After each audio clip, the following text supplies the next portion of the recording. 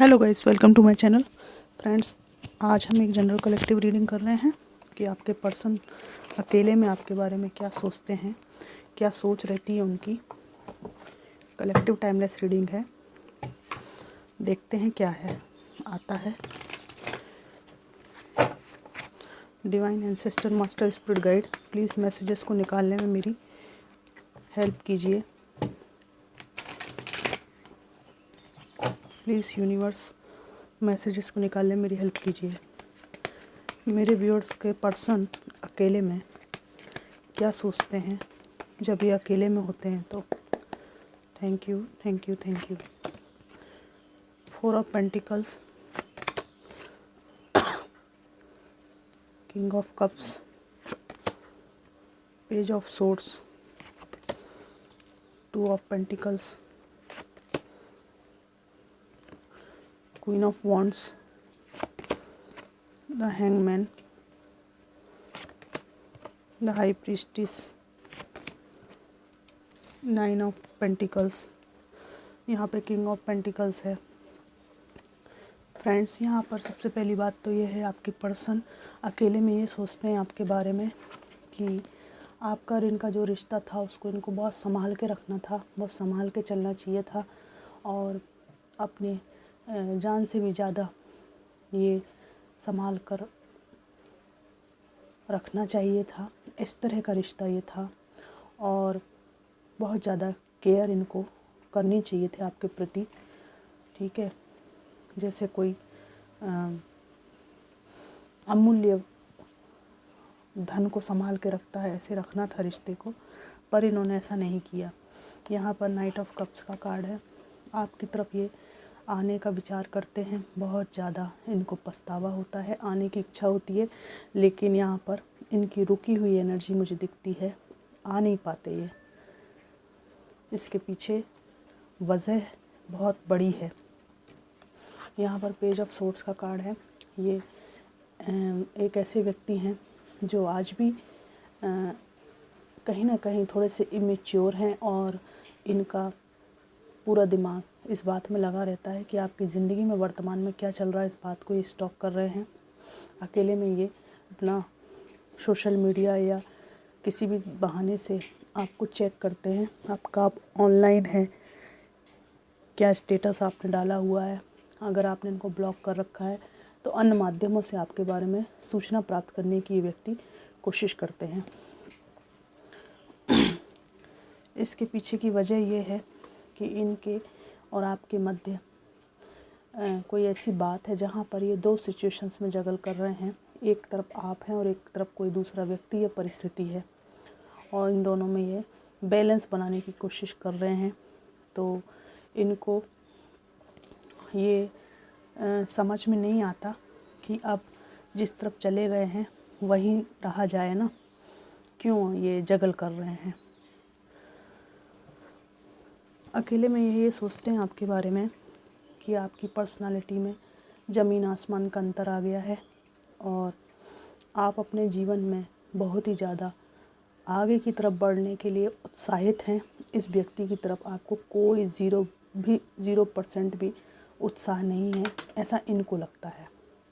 इनकी थिंकिंग ऐसी है कि आपने मेहनत करना शुरू कर दिया है इनकी तरफ से उम्मीद छोड़ दी है, आपको इनसे कोई भी उम्मीद नहीं है।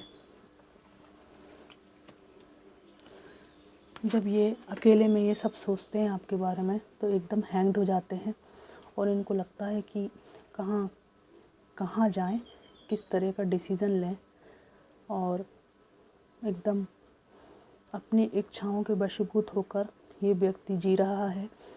इसको कोई आइडिया नहीं है कि क्या करना चाहिए लाइफ में, क्या नहीं करना चाहिए। अगर किसी को छोड़ दिया तो भाई पूरी तरह छोड़ दो, ये नहीं कर पाते। किसी तरह किसी के साथ रिश्ते में चले गए तो उसको निभा लो, ये भी वो नहीं कर पाते हैं। मतलब एक 2 कश्ती का सवार व्यक्ति, हैंग्ड व्यक्ति, मेंटली जो है फंसे हुए व्यक्ति के रूप में मैं इनको देख रही हूँ। अकेले में ये आपके 2 रूप देखते हैं। एक तो ये है कि आप एक बहुत ही मदरली काइंड परिवार को लेकर चलने वाले व्यक्ति हो सकते हैं। ठीक है, ये वाली आपकी एनर्जी है। और एक तरफ इनको आप मिस्टीरियस दिखते हैं, पहले आप ये एनर्जी में इनको लगते हैं और फिर आपको सेम टाइम आप इनको लगते हैं हाई प्रीस्टिस। आप इनको इस योग्य नहीं समझते कि अपने जीवन के बारे में आप इनको कुछ बताएं, ठीक है। इनको लगता है कि आप गुपचुप कुछ ना कुछ कर रहे हैं जो इनसे छुपा रहे हैं। एक्चुअली बात ऐसी है कि जब आप अपने पर्सन से त्रस्त हो चुके हैं, अलग हो चुके हैं, तो फिर छुपाने वाली तो कोई बात ही नहीं है। हम बताएंगे ही क्यों अपने जीवन के बारे में? इंसान ऐसी उम्मीद क्यों करता है किसी से अलग होने के बाद कि मुझे उसके बारे में सब कुछ पता होना चाहिए? अलग हो गए ना तो अलग जैसी रहोगे ना, क्यों इंटरेस्टेड हो आप फिर दूसरे के प्रति? तो इंसान एक कब्जियत करना चाहता है, कब्जा जमाना चाहता है, मालकियत करना चाहता है दूसरे के जीवन पर, भले वो मेल हो चाहे फीमेल हो। यही इंसान की गलती है, इसीलिए वो मूव ऑन नहीं कर पाता, ठीक है। उसे लगता है फिज़िकली मूव ऑन कर लिया तो मेंटली भी मूव ऑन हो गया, ऐसा नहीं होता। इसके कारण, इसके पीछे के जो कारण हैं वो ये हैं कि व्यक्ति दूसरे का मालिक बनना चाहता है, उसके जीवन पे कब्जा करना चाहता है। जब आप अपने जीवन में किसी व्यक्ति का चुनाव करके आगे बढ़ जाते हैं तो जो आपने जिस व्यक्ति को पीछे छोड़ दिया उसको भी पूरा अधिकार है चुनाव करने का। आप उसकी ज़िंदगी को क्यों इस तरह से डिस्टर्ब करते हैं? तो वही बात है कि इनको लगता है कि आप इनसे छुपाते हैं, जैसे कि ये आज भी आपके पार्टनर हों। इस तरह का मालिकाना हक जमाने की कोशिश और सोच है। तो आप अपने स्टैंड पर रहिए, ठीक है। आप हमेशा ये फील कराते रहिए कि हु आर यू, मैं आपको अपने जीवन के बारे में कुछ भी क्यों बताऊं, है ना। सिंपल सी बात है, पर इनको ऐसे ही लगता है आपके बारे में कि आप कुछ छुपा रहे हैं। अकेले में इनको लगता है कि आपका इंट्यूशन भी बहुत तेज़ हो चुका है और आप पहले जैसे नहीं रहे। जब ये शांत होते हैं ना, जब इनका दिमाग शांति से सोचता है, आपके बारे में एनालिसिस करता है, तो इनको लगता है कि इनकी नस नस से आप वाकिफ़ हो, इसलिए आपने मौन धारण कर लिया है। यहाँ पर न केवल फाइनेंस बल्कि इनके जीवन में सब कुछ स्टक हो चुका है। इस बारे में सोचते हैं कि यार मेरे जीवन में ग्रोथ क्यों नहीं हो रही है, मेरी ज़िंदगी ऐसी क्यों बनी हुई है ना। कुछ भी मैं करना चाहूँ तो सब स्टक क्यों हो जाता है। खासकर फाइनेंस इनका स्टक है।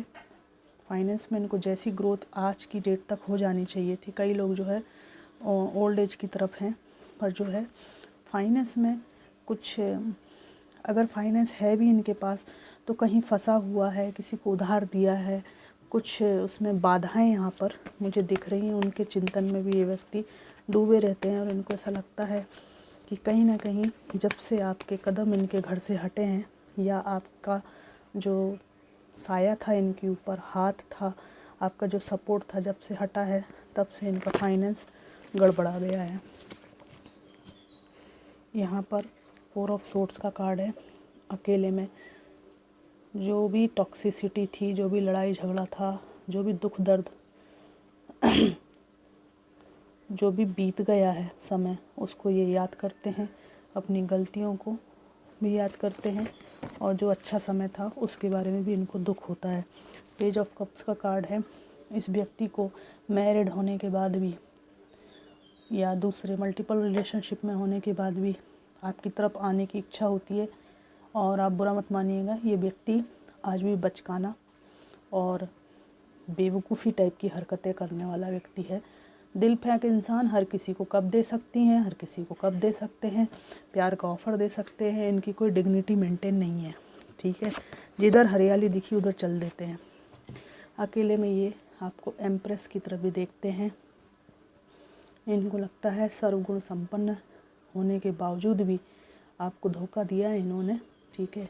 तो किस मुंह से ये आपसे नज़र मिलाएंगे। तो बहुत बुरी हालत है इनकी, शर्मिंदगी और पछतावा, प्लस कहीं फंसे भी हुए हैं, प्लस फाइनेंशियल स्ट्रगल भी है। तो ये सब चीज़ें इनके दिमाग में अकेले में चलती रहती हैं। इनके कुछ मैसेजेस निकालती हूँ। डिवाइन प्लीज़ मुझे मेरे व्यूअर्स के पर्सन के कुछ मैसेजेस बताइए।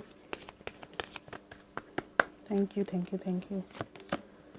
आई wish I could take back my words.